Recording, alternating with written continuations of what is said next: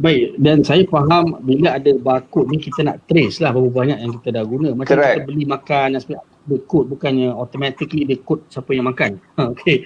Kemudian saya nak pergi kepada Dr. Rozaimi ni. Ini antara yang hangat sikit. Di pertengahan-pertengahan ni kita nak bincang tentang satu watak yang diperdebatkan sentiasa, iaitu Dajjal. Tadi Dr. Rozaimi dah sebut berkaitan dengan Dajjal belum keluar. Okey, tak apa. Cuma ada sebahagian yang kata zaman sekarang dengan SOP kita, bahkan dikatakan ada movie Kingdom of Heaven tahun 2005, dah ada satu scene orang dah mula solat secara jarak lebih daripada 1 meter. Satu, dia mengatakan SOP yang dilakukan ni adalah datang daripada Dajjal, sebab bila kita elak daripada saf, syaitan yang akan duduk. So Dajjal lah yang bagi pengaruh tu. Itu disebut. Juga disebutkan bahawa, saya bagi 3 dalam 1 lah sebab nak cepat. Kenapa kita nak ambil tafsiran secara literal? Ni saya ambil soalan daripada Zul. Kita kenapa nak ambil literal semata-mata? Kalau Dajjal tu keluar mata satu, rambut kerinting, semua orang boleh kenal. Jadi golongan eskatologis kata kita memberikan tafsiran yang banyak supaya orang tak tertipu dengan Dajjal bila dia keluar besok. Ini antara soalan yang dikemukakan. Silakan Dr. Rozaimi. Okey. Kita tidak menafikan tentang kewujudan Dajjal. Bahkan hadis berkaitan dengan Dajjal ini boleh dikatakan sampai kepada tahap mutawatir. Dan sebahagian daripada kalangan orang-orang moden hari ini cuba untuk memberikan pandangan berkenaan dengan hadis-hadis yang berkaitan dengan Dajjal, dan sebahagian mereka melampaui batas seolah-olah macam tak sabar-sabar sangat nak jumpa Dajjal ni. Sedangkan Nabi SAW arahkan kita ataupun anjurkan kita untuk melarikan diri daripada Dajjal. Bahkan dalam salat pun kita digalakkan untuk berdoa sebelum memberi salam. Di antara tempat yang mustajab doa, kita minta perlindungan wa'udzubika min fitnatil masihid dajjal, min syarri fitnatil masihid dajjal, daripada jahatnya bala bencana yang dibawa oleh Dajjal. Cuma apabila kita berbicara tentang Dajjal ni, Nabi SAW cerita tentang sifat Dajjal ni. Mata buta sebelah, satu lagi mata agak cacat, kemudian ada perkataan kufur ataupun sebahagian riwayat mengatakan kafir. Kemudian Nabi SAW cerita tentang fizikalnya. Semua ni Nabi SAW cerita kepada kita untuk kita ambil sebagai panduan. Apa guna Nabi SAW cerita tentang sifat-sifat Dajjal supaya kita kenal dia? Tiba-tiba hari ni golongan yang saya pun tak tahu kemahiran bahasa Arab dia tara mana, tiba-tiba boleh kata, Dajjal ni sebenarnya dia, kita tak boleh faham hadis secara literal, Dajjal lebih bijak daripada tu. Kita nak kata Dajjal lebih bijak daripada Nabi ke macam mana ni? Nabi SAW ketika memberikan hadis ni kepada kita, hadis tu panduan untuk kita pegang. Sepanjang zaman ulama pegang hadis ni. Tiba-tiba hari ni kita kata, Dajjal lebih cerdik daripada tu. Seolah-olah macam kita nak kata Dajjal ni, kita tak perlu ataupun kita tak berpada dengan panduan yang Nabi bagi tentang amaran terhadap Dajjal ni. Ini benda yang sangat bahaya. Kita boleh cari petunjuk lain pula selain daripada kita pula lagi pandai daripada Nabi. Sedangkan Nabi itu adalah orang yang menerima wahyu, yang mengetahui tentang benda gaib. Itu yang pertama. Yang kedua, bila kita sebut tadi tentang golongan yang menyesatkan, ialah golongan jahil yang tidak ada ilmu adalah salah satu. Bila kita nak berbincang tentang hadis-hadis akhir zaman ataupun, biarlah kita menggunakan dalil daripada nas yang jelas. Ya, daripada nas yang jelas. Ni Kingdom of Heaven pun jadi dalil ni, apa cerita? Filem pun jadi dalil ni. Jadi saya pun pening kepala ni. Apa dalil kau? Dalil saya filem. Kita pun pening. Kalau jurnal ke lain ceritalah. Tapi dia kata, ini hanya kami punya, ini isyarat. Isyarat adalah isyarat. Kemungkinan adalah kemungkinan. Kemungkinan tak boleh jadi dalil, tak boleh jadi sebab. Kalau awak kata, kemungkinan orang yang buat SOP jarak-jarak solat ni, mereka inilah ejen Dajjal. Saya, tuan-tuan dan puan-puan, saya ni adalah sebahagian daripada ahli Majlis Fatwa Negeri Perlis. Waktu kami fikir macam mana nak buat SOP di masjid di surau ni, kami tak buka buku WHO, kami tak buka buku Dajjal. Bahkan seluruh dunia buat fatwa yang hampir sama. Dan bukan SOP ni hanya dalam masjid. SOP ni di mana-mana saja. Kalau ada pelanggaran SOP di tempat lain, kita buktikan masjid berdisiplin. Dan hari ni dengan SOP yang ada, kita berjaya mengekang kluster masjid dah tak ada dah. Kita dah belajar daripada kluster yang berlaku sebelum ini, yang mana bukan salah mereka, mereka tak sedar benda tu merebak di Seri Petaling. Alhamdulillah kita berjaya. Dan tidak ada lagi kluster besar-besar yang melibatkan masjid kerana SOP yang ada ni. Baik, bila kita nak timbang, dia kata, oh, ini semua nak mengubah agama kita. Baik, tak payah pergi masjid lah kalau solat jarak-jarak ni. Ada yang kata gitu.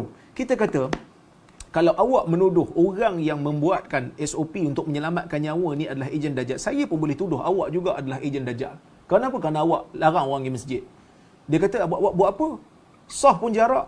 Kita kata, ya akhi, saf, rapatkan saf memang dituntut dalam agama. Rapatkan saf memang dituntut dalam agama. Ini kita tidak ada khilaf.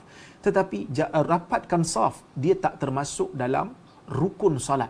Orang yang tak rapatkan saf, salat dia still sah. Dalam hadis riwayat Abu Bakrah umpamanya, dia tak masuk dalam saf, dia solat, lepas tu dia masuk ke pelan-pelan. Nabi SAW tidak mengarahkan dia untuk ulang semula salat dia, menunjukkan, sebab itu majoriti ulama, walaupun minoriti mengatakan salat merapatkan saf adalah wajib, tetapi majoriti ulama mengatakan merapatkan saf itu adalah sunat. Tak apalah kalau kita nak kata wajib pun, tetapi wajib itu tidak sampai kepada tahap daruri. Ia hanya kepada tahap tahsiniyat. Saya ada berbicara dengan sebahagian daripada asatizah yang tidak bersetuju dengan SOP ni. Dia kata jarak merapatkan saf adalah daruriyat. Saya tak setuju dengan dia. Saya kata merapatkan saf adalah tahsiniyat. Walaupun dia pegang pada pendapat wajib, ya, wajib pun wajib, tapi dia tahsiniyat, dia bukan daruriyat. Apa maksud tahsiniyat, daruriyat? Daruriyat ni kalau kita tak rapat, agama mungkin akan hancur, ataupun nyawa mungkin akan hilang. Sekarang kita berdepan dengan satu pandemik, iaitu semua orang ada kemungkinan untuk bawa virus. So kita bagi jarak. Jarak untuk selamat. Jadi, siapa yang dah mati disebabkan jarak ni? Tak ada. So, merapatkan saf bukan termasuk dalam daruriyat, walaupun awak pegang ia wajib. Dia adalah tahsiniyat, iaitu pensyariatan hukum adalah untuk kecantikan agama. Sama macam menutup aurat juga, para ulama mengkategorikan dia sebagai tahsiniyat. Jangan salah anggap, bila saya kata tahsiniyat, bukan mengatakan ia tidak wajib. Menutup aurat wajib. Tetapi bila bertembung di antara menutup aurat dengan nak menjaga nyawa, maka dahulukan daruriyat yang menjaga nyawa. Kerana itu, para ulama, boleh saya katakan, ijma' hari ini mengatakan, orang yang sakit dibenarkan. Kalau tak dirawat, dibenarkan untuk membuka aurat, untuk dibuat pembedahan pada dia, untuk menyelamatkan nyawa dia. Ini benda yang kita kata bila bertembung. Bila tak bertembung, buatlah semua. Bila tak ada wabak, rapatlah balik. Sekarang ni ada wabak. Kita berdepan dengan situasi yang ada wabak. Diorang kata benda ni tak pernah berlaku dalam sejarah Islam. Ini orang yang malas membaca. Kalau kita tengok dalam Siyar A'lamin Nubala, pada tahun 448 Hijrah, tuan-tuan dan puan-puan, di Andalus, masjid pernah ditutup kerana tidak ada wabak, sangat-sangat berlaku, sangat-sangat dahsyat. Masjid tak ada orang. Ibn Hajar juga pernah menyebutkan, pada tahun 800 lebih, pada kurun yang ke-9, pernah berlaku di Masjidil Haram. Dekat Masjidil Haram cuma ada 3 orang je. Imam dengan 2 orang je makmum dia. Kerana apa? Ada yang kata kerana mereka sibuk menguruskan mayat, disebabkan hari itu di Mekah pada masa itu 40 orang sehari mati. Ada yang kata disebabkan mereka takut berjangkit. Tapi ada berlaku dalam sejarah. Ada yang mereka kata, baik tak pergi masjid macam ni. Awak jangan, bila tak dapat satu sunnah, awak jangan buang sunnah yang lain. Kerana dalam agama ini, bila nak faham dalil, kita kena faham secara holistik. Nabi SAW, apabila nampak kepada sahabat dia Imran bin Husain mempunyai penyakit, Nabi kata apa kat dia? Salli qa'iman fa illam tastati' fa qa'idan fa illam tastati' fa 'ala jan. Salatlah kamu dalam keadaan berdiri. Berdiri itu rukun. Kalau tak mampu duduk. Kalau tak mampu juga mengiring kalau sakit. Adakah orang, kenapa tak solat ni? Saya tak boleh berdiri ustaz. Jadi alang-alang tak boleh berdiri, saya tak payah solat teruslah. Kalau solat pun ikut dajjal, nak buat apa? Tak. Nabi SAW memberikan keringanan kepada manusia. Ada hukum hakam yang akan berubah mengikut kepada situasi. Ada keadaan yang berubah mengikut kepada keperluan pada zaman itu. Jadi bila kita tengok, orang tak boleh rapat, tak digalakkan rapat kerana berkemungkinan akan berjangkit disebabkan ada sujud dan seumpamanya. Maka kita jarakkan dan kita berjaya menjadikan ni. Tapi adakah tak perlu ke masjid? Bila masjid dibuka, pergilah masjid.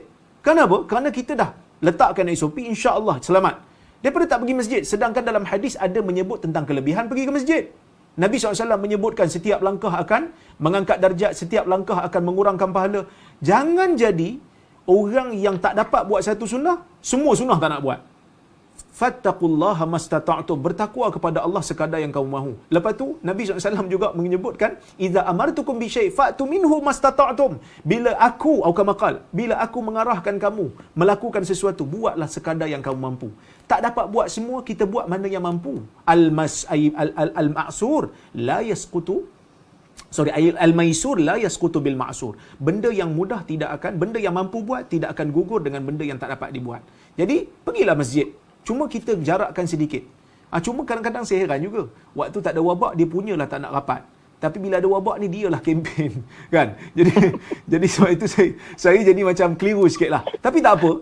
Kita berbeza pendapat. Cuma jangan tuduh orang yang buat SOP ni sebagai pengikut Dajjal. Awak benci pada Dajjal, tapi awak jangan buat perangai Dajjal. Saya tengok kadang-kadang kan, dia benci Dajjal, hari-hari kempen jangan ikut Dajjal, tapi dia buat perangai Dajjal. Apa dia? Orang tu ejen Dajjal, dituduh orang ni ejen. Dia buat kerja Dajjal, fitnah orang. Saya ingat dulu, saya ingat ada baru-baru ni kawan-kawan Facebook jugalah, duk nampak ada orang duk pakai apa tu dipanggil apa?